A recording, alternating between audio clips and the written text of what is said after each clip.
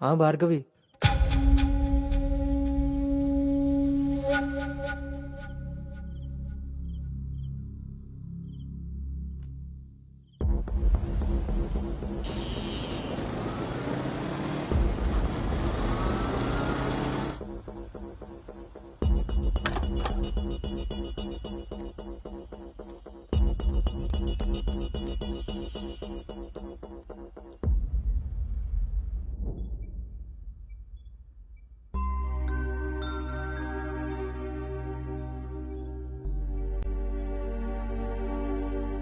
తప్పు జరిగిపోయింది అంకుల్.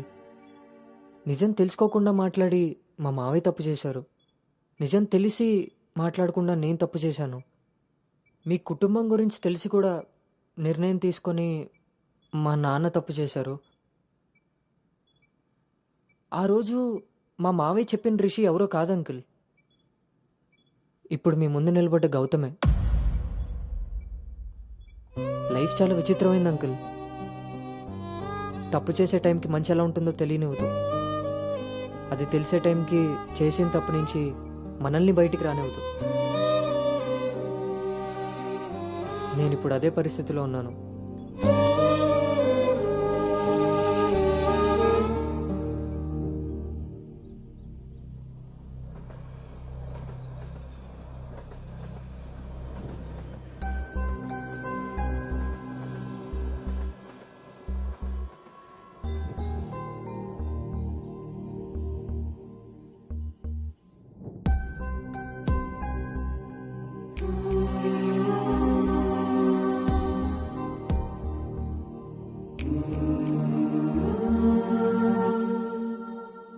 అమ్మాయి విషయంలో తప్పు జరిగిందని తెలిసాక కోపాన్ని ఆపుకోలేకపోయాను.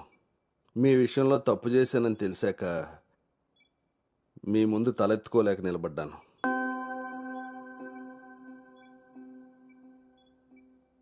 ఎదిగే పిల్లలకి స్వేచ్ఛనిచ్చే మనం మన పిల్లలు ఎదిగిపోయారన్న విషయం కూడా తల్లిదండ్రులుగా మనం గుర్తించగలగాలి. అయినా పెంపకం అంటే పిల్లలకి ఏమీ తెలియకుండా పెంచడం కాదు, వాళ్ళకన్నీ తెలియాలి. అందులో ఏది మంచో ఏది చెడో మనమే తెలియపరచాలి. పిల్లల విషయంలో తప్పు మన పెంపకం అయితే పొరపాటు వాళ్ళ ప్రయాణం.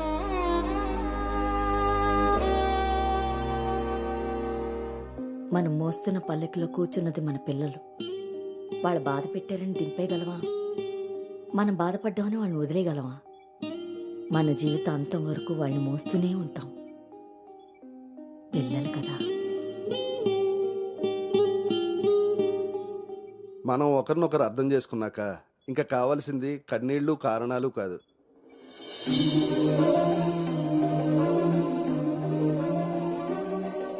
నాకు ఈ పెళ్ళొద్దు నాన్న.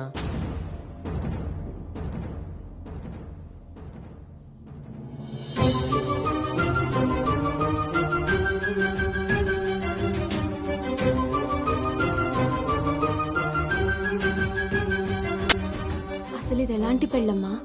పెద్దలు కుదిర్చి పిల్లల ఇష్టంతో జరుగుతున్న పెళ్ళ, లేక పిల్లలే ఇష్టపడి పెద్దల్ని ఒప్పించి చేసుకుంటున్న పెళ్ళ? పెద్దలు చేసే పెళ్లిలో కానీ పెద్దల్ని ఎదిరించి చేసుకునే పెళ్లిలో కానీ పెళ్ళి ఎలా ఉంటుందో ప్రేమ కూడా అలానే ఉంటుంది. కానీ మా పెళ్లిలో అది మాత్రమే ఉండదు. ఆ రోజు మీరు అడిగారు నన్ను, నువ్వు సంతోషంగా ఉండాలి అంటే నీకు ఎలాంటి భర్త కావాలి అని. అప్పుడు నా మనసులో మాట చెప్పాను, కానీ నేను ఆ రోజు చెప్పిన వ్యక్తి గౌతమ్ అయితే కాదు నాన్న. పెద్దలకి నచ్చినట్టుగా పిల్లల్ని పెంచుకునే అవకాశం అందరికీ ఉండొచ్చు. పెద్దలకి నచ్చిన విధంగా పిల్లలు పెళ్లి చేసే అదృష్టం కొంతమందికే ఉంటుంది. కానీ మేం చేసిన ఈ పొరపాటు కనీసం మిమ్మల్ని కొంతమందిలో కూడా ఉండనివ్వలేదు. ఆ రోజు పెళ్లి చూపుల్లో ఒకరికొకరు ఎదురుపడలేకపోయినా మేము ఈరోజు ఒకరితో ఒకరు జీవితాన్ని ఎలా పంచుకోగలమమ్మా? ఇదంతా విన్న తర్వాత కూడా మీరు ఈ పెళ్లి చేయాలనుకో.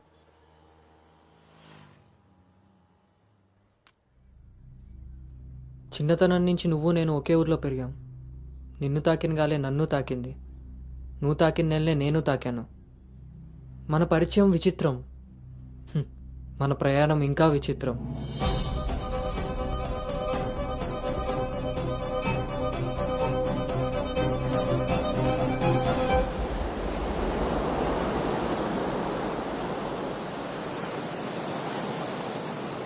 నీకు తెలియని విషయం ఏంటంటే మన పెళ్లి చూపులప్పుడు నేను నిన్ను చూశాను. ఎవరితో అయితే అలాంటి రిలేషన్లో ఉన్నానో తననే పెళ్లి చేసుకోబోతున్నానని టెన్షన్తో పారిపోయాను. తర్వాత మళ్ళీ కలవకూడదు, కనీసం ఎదురుపడకూడదు అనుకున్నాను. కానీ మన మనసులు మనల్ని కలపకపోయినా పరిస్థితులు మనం మళ్ళీ ఎదురుపడేలా చేశాయి. మనం కలిసిన ఈ కొన్ని రోజులే నా మనసులో ఉన్న ఫీలింగ్స్ని నేను అర్థం చేసుకునేలా చేశాయి.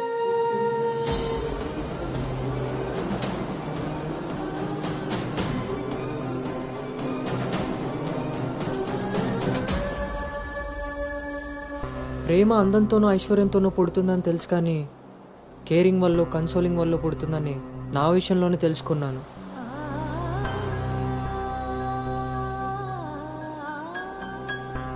అసలు నీకు నాకున్న సంబంధం ఏంటి? ఎప్పుడు కలుద్దాం, ఎక్కడ కలుద్దాం? మరి అలాంటప్పుడు నీ స్ట్రగుల్ని నేనెందుకు ఫీల్ అవ్వాలి? ప్రతి క్షణం దాన్ని గుర్తు చేసుకుంటూ నేనెందుకు స్ట్రగుల్ అవ్వాలి? ఈ ఫీలింగ్స్ అన్నిటికీ అర్థం ప్రేమ.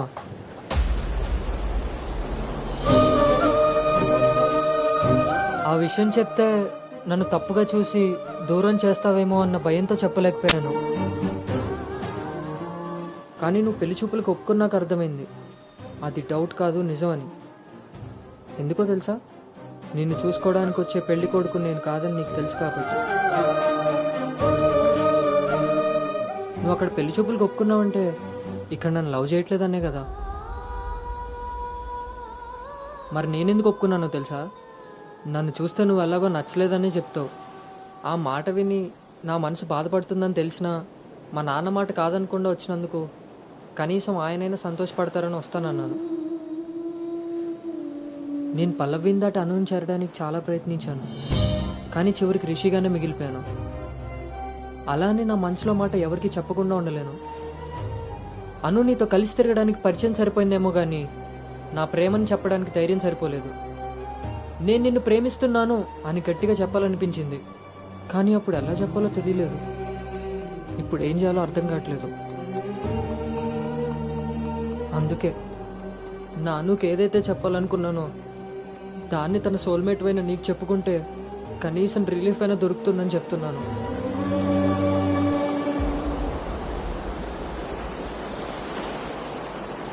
ఐ లవ్ యూ అను.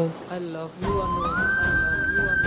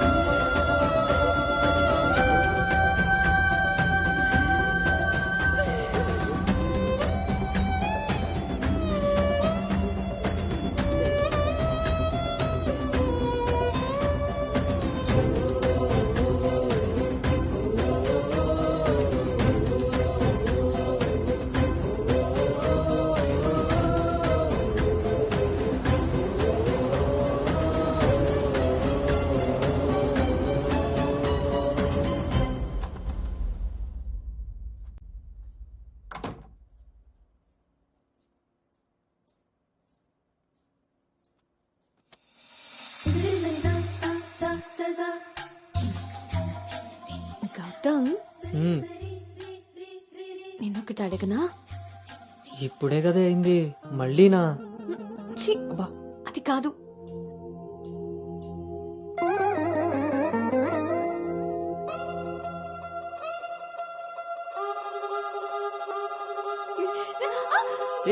జాగ్రత్త.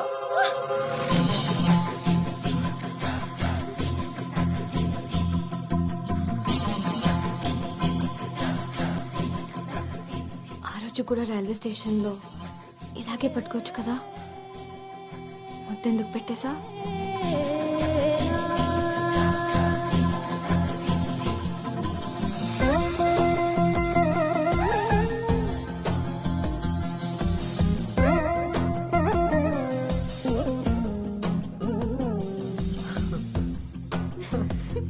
గౌతమ్ ఆగు. అను అను ప్లీజే, ఇప్పుడు వద్దు. ఇప్పుడు కాక ఇంకెప్పుడు?